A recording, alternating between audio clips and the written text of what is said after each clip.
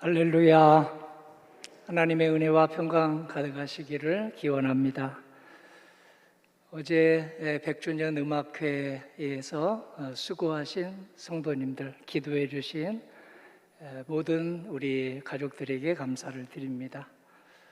방송실에서, 식당에서, 또 주차장에서, 교회 입구에서 손님 맞아주시고 또 성가대 속에서 준비부터 시작해서 7, 8시간 수고해 주신 우리 에바다 성가대 큰 은혜가 있었습니다. 하나님의 그 은혜를 저희들이 체험하게 되어서 감사드립니다. 어제 종일 수고하신 분들 몸살 나지 않기를 기도합니다. 믿는 사람은 항상 기도하며 어떤 어려움이 있어도 낙심하지 않아야 한다는 예수님의 비유에서 함께 은혜 받겠습니다. 믿음과 끈기로, 끈기와 믿음으로 성령의 열매를 맺기 바라는 예수님의 기원입니다. 사랑, 희락, 화평의 예수님의 성품의 열매, 그리고 오래 참음, 자비, 양선의 예수님의 대인관계 열매, 충성, 온유, 절제의 예수님의 직분 감당의 열매를 오늘 우리 모두가 맺기를 예수님께서 오늘 비유 말씀을 통해서 우리에게 들려주십니다. 한 여성이 있었습니다. 안타깝게도 나이는 나와 있지 않지만 아주 젊어서 남편이 죽었습니다. 남편이 유산을 남겼는데 그 유산이 얼마인지도 모르지만 시댁에서 한 푼도 남기지 않고 모두 앗아갔습니다. 부당한 일이었습니다. 사회보장제도가 없던 시대였던지라 과부는, 미망인은 살 길이 막막했습니다. 그래서 귀동냥으로 들은 소리를 의지해서 소송을 냈습니다. 하지만 미망인이 마주한 재판관은 하나님도 두려워하지 않고 사람들도 무시하는 아주 냉혈한 이였습니다. 이익이 될 때만 움직이는 법관이었기에 힘이 없고 배경이 없는 과부로서 승소 가능성은 거의 없었습니다. 일반 사람 같았으면 포기할 만도 한데요, 이 과부는 포기하지 않습니다. 재판관에게 찾아갑니다. 며칠 몇 날을 찾아갔는지 자세한 기록은 없지만 이루어질 때까지 찾아갔습니다. 출근 시간, 퇴근 시간 뿐만 아니라 자택에까지 찾아가서 퇴근하는 재판관을 붙들고 제발 제 억울함을 풀어주세요. 저에게 좋게 재판해달라는 얘기가 아니니 공정하게만 판결해 주세요 하고 바짓가랑이를 붙들었습니다. 재판관은 그때마다 귀찮다며 과부를 문전박대했습니다. 그러나 미망인은 멈추지 않았습니다.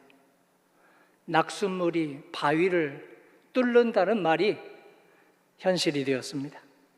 미망인의 인내와 끈기와 인내가 마침내 열매를 맺었습니다. 불의한 재판관이 귀찮아서였는지 움직였고 과부의 손을 들어준 것입니다. 예수님은 이 비유에서 불의한 재판관도 끈기와 믿음을 가진 과부의 청을 받아서 마음을 열었는데 하물며 은혜로우신 하나님, 공의의 하나님이야 얼마나 우리의 부르짖음에 제때에 선하게 응답하시겠느냐 하고 당시 사람들에게 그리고 성도님에게, 저에게 말씀하십니다. 예수님은 믿음과 끈기와 믿음으로 구하고 찾고 두드려라 하고 우리를 격려하십니다. 누가복음 11장 9절입니다. 구하라 그러면 주실 것이요, 찾으라 그러면 찾아낼 것이요, 문을 두드리라 그러면 열릴 것이니. 아멘이죠? 믿음과 끈기의 기도에는 반드시 응답하신다는 예수님의 언약입니다. 믿음과 끈기가 어우러진 기도, 끈기와 믿음이 어우러진 기도에는 하나님께서 반드시 알맞은 때에 선하게 응답해 주신다는 언약입니다. 누가복음 11장 13절을 우리 마음에 담습니다.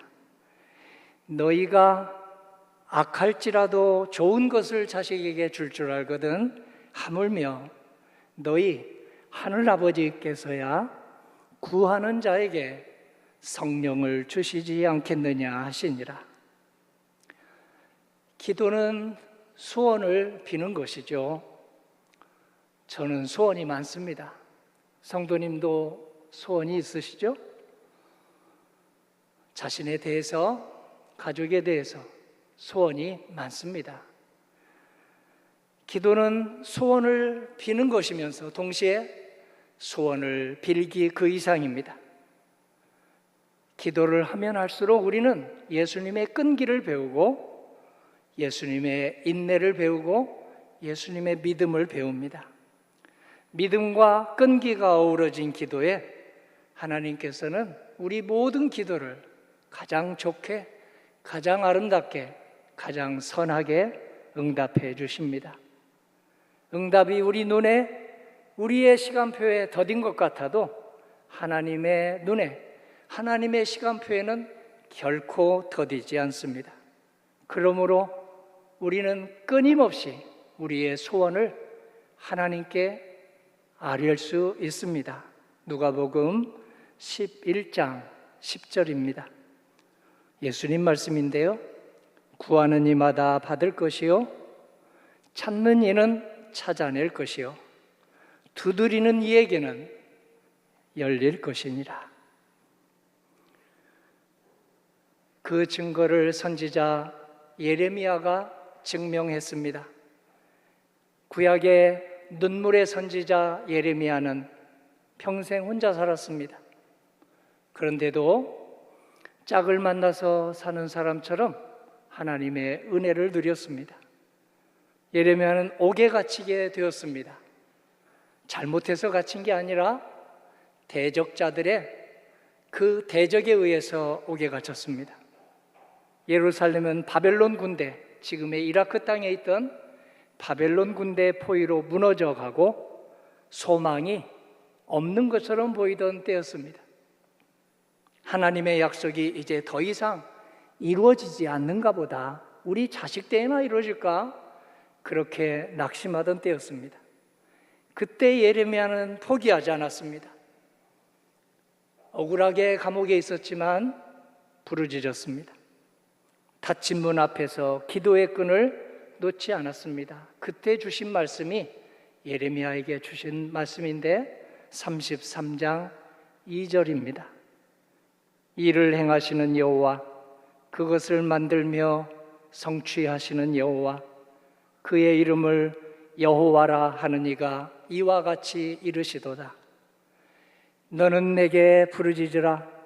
내가 네게 응답하겠고 내가 알지 못하는 크고 비밀한 일을 내게 보이리라. 아멘. 불의한 재판관 앞에서도 멈추지 않았던 과부처럼 억울하게 갇힌 감옥의 벽 안에서도 부르짖던 예레미야처럼 성도님과 제가 오늘의 과부가 되고 오늘의 예레미야가 되도록 오늘 이 좋은 10월의 중간에 우리를 이 예배 자리에 앉게 해주셨습니다. 보이지 않아도, 막힌 듯 보여도 하나님은 일하십니다. 하나님은 성도님을 위해서 일하시고 이 종을 위해서 일하십니다.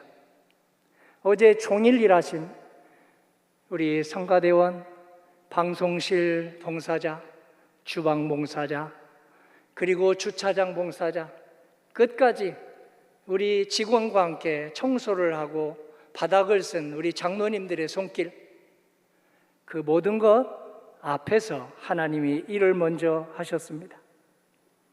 그리고 우리의 소원을 비는 기도에 하나님은 선하게 하나님의 시간표에 맞춰서 응답하십니다. 오늘도 그렇습니다. 성도님들의 소원을 다 들으시고 오늘 우리에게 좋은 시간, 그 시간을 하나님께서 정하셔서 때에 맞춰 아름답게 이루어 주십니다. 그렇게 응답받은 과학자가 있습니다. 믿음과 끈기로 믿음으로 부르짖어 응답받은 과학자입니다. 올해 노벨 생리의학상을 받은 브론코 박사와 그의 동료 연구자들입니다.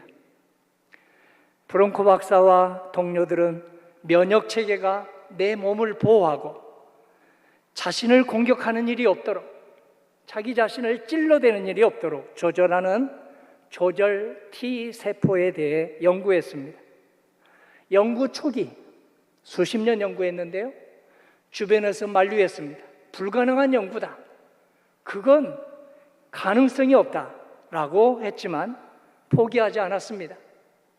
끈기 있게 연구했고 수십 년 만에 마침내 자기가 자신을 찔러대지 않도록 하는 내 몸에 좋은 성과를 내 많은 생명을 살리게 되었습니다. 그와 같은 믿음과 끈기로 사역하는 목회자도 있습니다. 전북 익산교회 중앙교회 김은경 목회자입니다. 올해 70세인데요. 남편이 교회를 개척해서 수십 년 전에 함께 익산에서 사역을 했습니다. 그가 아주 젊은 나이 40대 초반이었습니다. 교회를 잘 섬기기 위해서 나도 신학을 공부했으니 내 남편만 일하게 하지 말자 하고 자신도 목사 안수를 받았습니다. 자기가 목사 안수를 받았지만 티내지 않고 남편 목사님의 손과 발이 되고 도우미가 되어서 아주 온 힘을 다해서 목회를 하는데요, 어느 날 충격적인 소식이 들려왔습니다. 남편이 외출했다가 돌아오는 길에 교통사고로 세상을 떠난 것입니다. 40대 초반 과부가 되었습니다. 큰 시련이었습니다. 어린 아들을 품에 안고 애곡했습니다. 그러나 애곡만 하지 않고 애곡이 길어지면서 기도가 되었습니다. 하나님, 이제 어떻게 하면 좋을까요? 이 교회는 개척교회인데요, 이 교회는 어떻게 하면 좋을까요? 눈물의 기도를 드릴 때 성령님의 음성이 자기의 예상과는 반대로 들려왔습니다. 김 목사, 남편의 사역을 이어갔으면 좋겠다. 남편의 사역을 김 목사가 이어가면 좋겠다. 내가 함께 하겠다. 내가 앞서서 일하겠다. 그 음성에 순종했습니다. 강단에 섰습니다. 성가대가 없어도, 중창단이 없어도, 찬양단이 없어도, 재정이 너무 미약해도 사역을 중단하지 않고 강단에 섰습니다. 주님이 주신 사명은 주님이 책임지신다. 주님이 주신 사명은 주님이 책임을 지신다 하는 음성을 아멘하면서 목회를 해나갔습니다. 그런 김 목사님에게 성령님의 권능이 임하셨습니다. 상처 입은 치유자가 되었습니다. 자기와 같은 40대의 과부가 된 사람들, 그들만 보면 저절로 눈물 기도가 나왔고, 그 눈물 기도를 함께 손잡고 한 미망인들은 다시 일어났습니다. 여신도뿐만이 아닙니다. 호라비가 된 남신도도 상처 입은 치유자가 된 김은경 목사님의 기도에 힘입어서 일어나기 시작했습니다. 교회가 점점 미약하지만 회복되기 시작했습니다. 남편 목사님이 갑자기 떠나면서 소천하면서 교회를 아예 떠났던 우리 성도님들도 1명, 2명 돌아오기 시작했습니다. 그런 어머니를, 그런 눈물 기도하며 목회하는 어머니를 곁에서 지켜보던 아들은 다행히 낙심하지 않고 믿음이 자라나서 신학교에 들어갔고 목사가 되었고 지금 부목사님으로 사역을 하고 있습니다. 20년 세월이 흐르며 30년 가까이 되며 교회는 성숙해지고 단단해졌습니다. 그리고 김 목사님은 2021년 4년 전 한국기독교 장로회 총회장으로 섬기게 되었습니다. 한국 모든 교회, 모든 장로교를 통틀어서 여성이 총회장이 된 건 처음 있는 일이었습니다.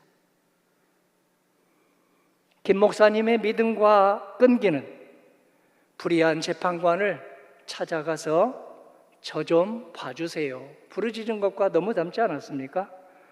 믿음과 끈기로 교회를 살리고 가정을 살리고 다음 세대를 살리게 하신 김은경 목사님이 받은 하나님의 은혜, 어찌 성도님에게 임하지 않겠습니까? 어찌 우리 여기 모든 지체들에게 임하지 않겠습니까? 응답이 듣고 길이 막힌 듯해도 하나님께서는 우리 기도를 반드시 선하게 응답하십니다. 예수님은 비유를 마치시며 제자들에게 물으셨습니다. 그런데 인자가 올 때 세상에서 믿음을 보겠느냐? 세상에서 믿음을 보겠느냐? 이 말씀은 여러분과 저와 성도님에게도 하시는 질문입니다. 환난과 핍박이 크게 닥쳐올 때 얼마나 끈기 있게 믿음으로 가정을 지키고 교회를 지키고 그리고 다음 세대를 키워내느냐 하는 질문입니다. 성도님은 억울한 일이 무엇입니까? 직장에서 억울한 일이 무엇입니까? 성도님은 억울한 일이 무엇입니까? 억울한 일이 풀려져야 될 교회에서 억울한 일이 무엇입니까? 그 억울함을 하나님께 얼마나 말씀드리셨습니까? 성도님을 누가 부당하게 대하십니까? 일터에서, 사업장에서, 직장에서 성도님을 그 누가 부당하게 대하십니까? 그 부당함 때문에 잠도 제대로 이루지 못하십니까? 그 부당함 때문에 심장이 벌렁벌렁 하십니까? 그 부당함을 하나님께 몇 %나 말씀드렸습니까? 하나님께 100% 말씀드리면 하나님께서 벌렁거리는 우리 심장도 진정시켜 주시고 그리고 지체하지 않으시고 하나님의 선하신 손길로 우리를 안수하십니다. 그래서 바울이 외쳤습니다. 데살로니가전서 5장 16절입니다. 항상 기뻐하라. 쉬지 말고 기도하라. 범사에 감사하라. 이것이 그리스도 예수 안에서 너희를 향하신 하나님의 뜻이니라. 이 말씀대로 예수님의 비유에 나타난 과부처럼 생리학상을 받게 된 브론코 박사처럼 예레미야처럼 우리 모두 믿음과 끈기와 믿음의 기도로 하나님의 선한 응답 받으시기를 주님의 이름으로 기원합니다. 아멘.